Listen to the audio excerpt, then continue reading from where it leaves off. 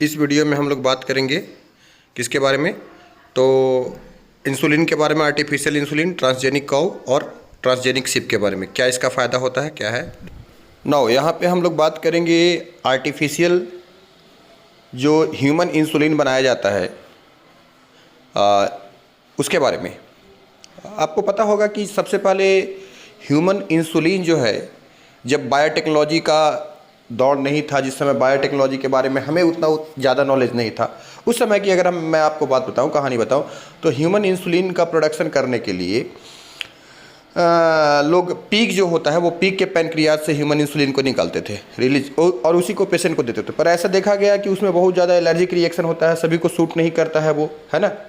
तो इसलिए अब ज़रूरत पड़ा कि वही इंसुलिन बनाया जाए जो ह्यूमन के बॉडी में बनता है। तो इसके लिए हमें बायोटेक्नोलॉजी का जो नॉलेज है वो हेल्प किया ह्यूमन इंसुलिन को बनाने के लिए। तो सबसे पहले समझना पड़ेगा कि ह्यूमन इंसुलिन का स्ट्रक्चर कैसा होता है। तो देखिए आपके स्क्रीन पे ए चेन बी चेन है ना, दो चेन होते हैं ह्यूमन में, ह्यूमन के इंसुलिन में, ठीक है, और दोनों के लिए सेपरेट जीन होंगे, ठीक है। तो ह्यूमन इंसुलिन में दो चेन होते हैं, उनके बीच में डाइसल्फाइड बॉन्ड आपको दिखाया जा रहा है, डाइसल्फाइड बॉन्ड बना हुआ होता है। लेकिन जिस समय ये इंसुलिन का प्रोडक्शन होता है हमारे पैनक्रियाज में, जैसा कि मैं आपको ऑलरेडी बता चुका हूँ कि पैनक्रियाज में जो हमारा आइलेट ऑफ लैंगरहांस होता है उसमें बीटा सेल होता है, वही इंसुलिन का प्रोडक्शन करता है। तो ये जो दोनों चेन जो बनते हैं सेंट्रल डोग्मा की प्रोसेस से, तो उनके लिए एक और भी चेन होता है जिसका नाम होता है सी पॉलीपेप्टाइड। तो ऊपर में जो ब्लू कलर से सी पॉलीपेप्टाइड है, उसका फंक्शन ये होता है कि ए चेन और बी चेन को जोड़ देना, और बाद में फिर वो अलग हो जाएगा, ठीक है। अच्छा, जोड़ करके क्यों रखता है थोड़ी देर के लिए, ताकि उसके बीच में डाइसल्फाइड बॉन्ड बन जाए, ए और बी चेन के बीच में। तो ए चेन में 21 अमीनो एसिड होते हैं और बी चेन में कितना, 30 अमीनो एसिड होते हैं। तो टोटल इंसुलिन में 51 अमीनो एसिड होता है। सो ये इंसुलिन का स्ट्रक्चर आपके सामने दिखाई दिया। अब प्रॉब्लम ये है, जो आदमी को डायबिटीज होता है उसके बॉडी में सी चेन नहीं बनता है। तो हमारे वैज्ञानिकों ने क्या किया कि सी चेन को केमिकली सिंथेसाइज्ड कर लिया, सी चेन की केमिकल स्टडी की और उसी का डुप्लीकेट एक केमिकल सी चेन तैयार कर लिया, और ए और बी चेन का जीन को निकाला ह्यूमन के बॉडी से और उसको ई कोलाई में इंट्रोड्यूस किया। फिर ई कोलाई से ए और बी चेन को आइसोलेट किया गया और सी चेन के प्रेजेंस में सल्फर का कल्चर मीडियम बना करके उसको डाला गया। तो आपस में जो सी चेन था वो सारे डाइसल्फाइड बॉन्ड बना दिए। देखो कैसे हुआ है, इसको ज़रा ध्यान से देखना, ठीक है। देखो मैं यहाँ पे बात करता हूँ, एक बैक्टीरिया का सेल है, बैक्टीरिया का हमने प्लाज्मिड का सेल निकाला। देखो बैक्टीरिया का जो सेल है उसको हम लोग बोल रहे हैं प्लाज्मिड सेल। इधर आपका ह्यूमन सेल है, ह्यूमन के सेल में से क्या लिखा गया है, human insulin producing genome, genome है या फिर जीनोम नहीं बोल सकते, उसको जीन बोल सकते हैं, ठीक है। जीनोम का मतलब हो जाता है टोटल अमाउंट ऑफ डीएनए। तो ह्यूमन इंसुलिन का जो जीन है उसके डीएनए से निकाला गया और कट किया गया है। आपको देखो ग्रीन कलर से दिखाई दे रहा है, तो आपको समझ में आ रहा होगा कि ये कट के किया गया है और इसको प्लाज्मिड के साथ जोड़ दिया गया। जैसा कि आप जानते हो कि अब ये इसका नाम हो गया रिकॉम्बिनेंट डीएनए। अच्छा, कट करने के लिए जो एंजाइम है वो सेम एंजाइम का प्रयोग किया जाता है। अब इस रिकॉम्बिनेंट डीएनए को हम लोगों ने फिर से ई कोलाई में दोबारा इंट्रोड्यूस किया। फिर से दोबारा क्या किया हम लोगों ने, इंट्रोड्यूस किया ई कोलाई में। तो ई कोलाई में वो जीन चला गया। अब ई कोलाई को हम लोगों ने क्या किया, ग्रो करवा दिया। तो ई कोलाई का जब नंबर बढ़ेगा तो हमारा कॉपी जो होगा, डीएनए का जो कॉपी होगा वो डीएनए का कॉपी भी बढ़ेगा, डीएनए का नंबर भी बढ़ेगा। अच्छा, जितना ज़्यादा डीएनए बढ़ेगा उतना ज़्यादा उसमें जो हमारा जीन ऑफ इंटरेस्ट है वो बढ़ते चला जाएगा, ठीक है।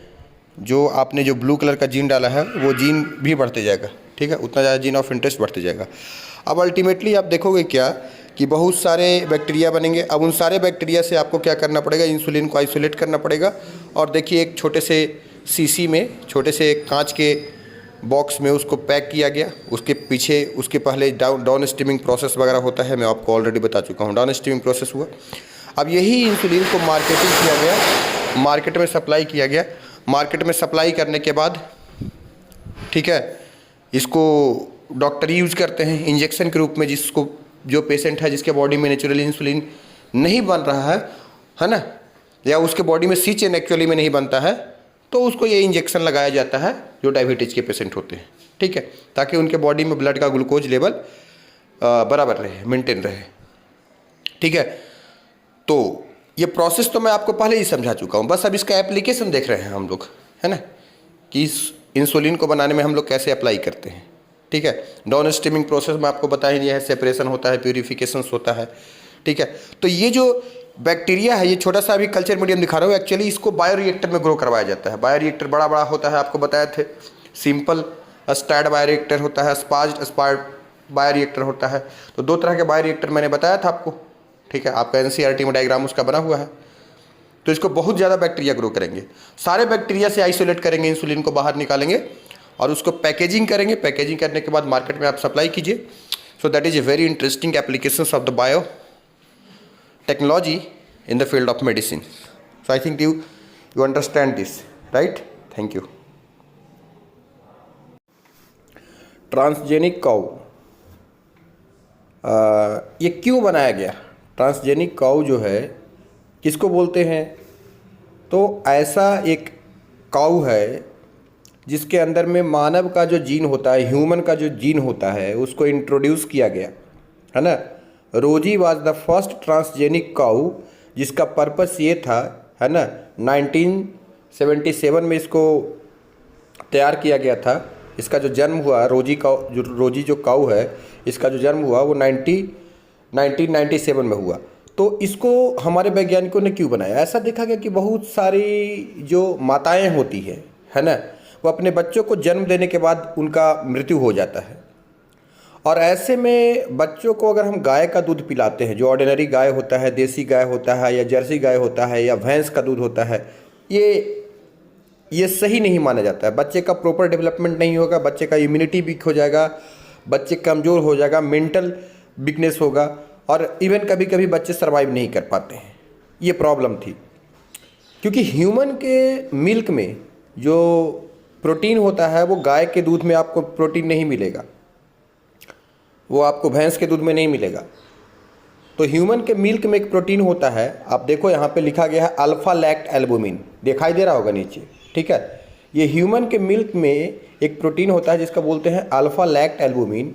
ये प्रोटीन है, तो जाहिर सी बात है कि इसका कोई ना कोई जीन होगा।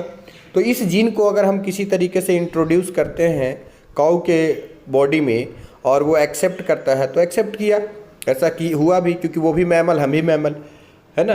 तो उसको इंट्रोड्यूस किया गया और काऊ के अंदर में ये जो अल्फा लैक्ट एल्बुमिन है वो उसके मेमोरी ग्लैंड में बनना शुरू हुआ। और ये एक स्पेशल तरह का काऊ है जो उस बेबी के लिए इस्तेमाल किया जाता है, जो उस बच्चे के लिए इस्तेमाल किया जाता है, जो उस इन्फेंट के लिए इस्तेमाल किया जाता है जिसकी मदर का डेथ हो जाता है आफ्टर डिलीवरी, है ना। पार्चुरेशन के बाद कभी कभी कुछ कंडीशन की वजह से उसकी उसकी मदर का डेथ हो जाता है। सो ऐसे कंडीशन में आप उस बच्चे को इस रोजी काऊ का मिल्क जो है वो दे सकते हैं। एक सवाल आ सकता है कि रोजी के काऊ का 1 लीटर में कितना अल्फा लैक्ट एल्बुमिन पाया जाता है? तो रोजी काऊ जो है, जो गाय है, इसके 1 लीटर में 2.4 ग्राम अल्फा लैक्ट एल्बुमिन पाया जाता है ना, जो कि बेबी के डेवलपमेंट के लिए सही माना जाता है। ठीक है, सो ये एक प्रकार का ट्रांसजेनिक काऊ है, इसका रोजी नाम है। इसका जन्म कब हुआ था ये याद रखिएगा। इसके 1 लीटर दूध में कितना अल्फा लैक्ट एल्बुमिन पाया जाता है ना। ट्रांसजेनिक मतलब आप समझते हो, जिसके अंदर में हमने फॉरेन जीन डाला है, यानी ह्यूमन वाला जीन डाल दिया है इसके अंदर में। सो आई थिंक ये आपको समझ में आया होगा। हाँ जी, देखो ये आपके सामने ट्रांसजेनिक सीप है।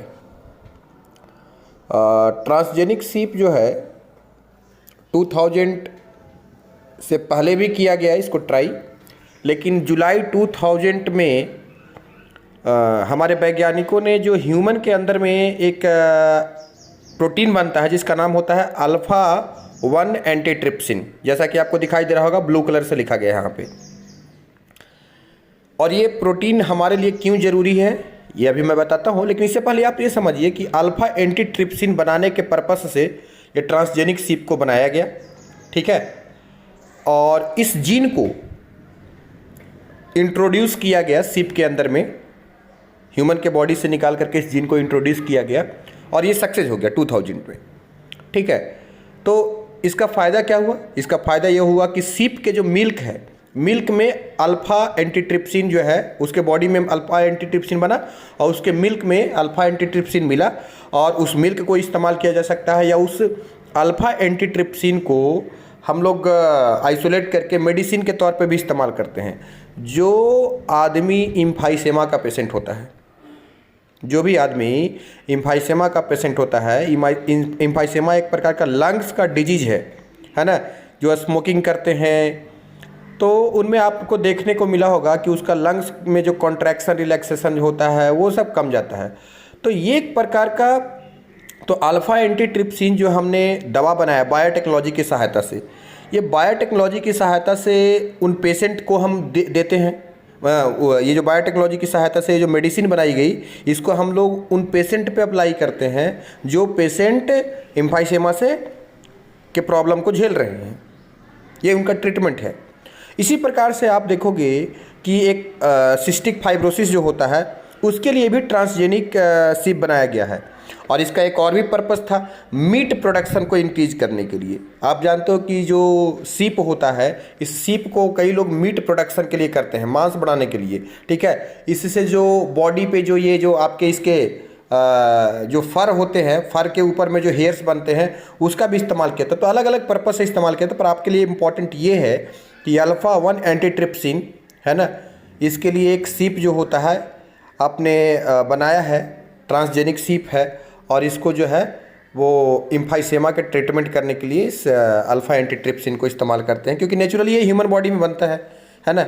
तो जो स्मोकर होते हैं उसमें ये जीन देखा गया है कि इनएक्टिवेट हो जाता है, तो उसको ये चीज़ बाहर से देने की आवश्यकता है। सो आई थिंक ये बात आपको समझ में आई होगी कि ट्रांसजेनिक सीप बनाने से हमें क्या फ़ायदा हुआ, हमारे ह्यूमन सोसाइटी को क्या फ़ायदा हुआ। सो ये चीज़ आपको समझ में आ गई होगी। I think this is absolutely clear.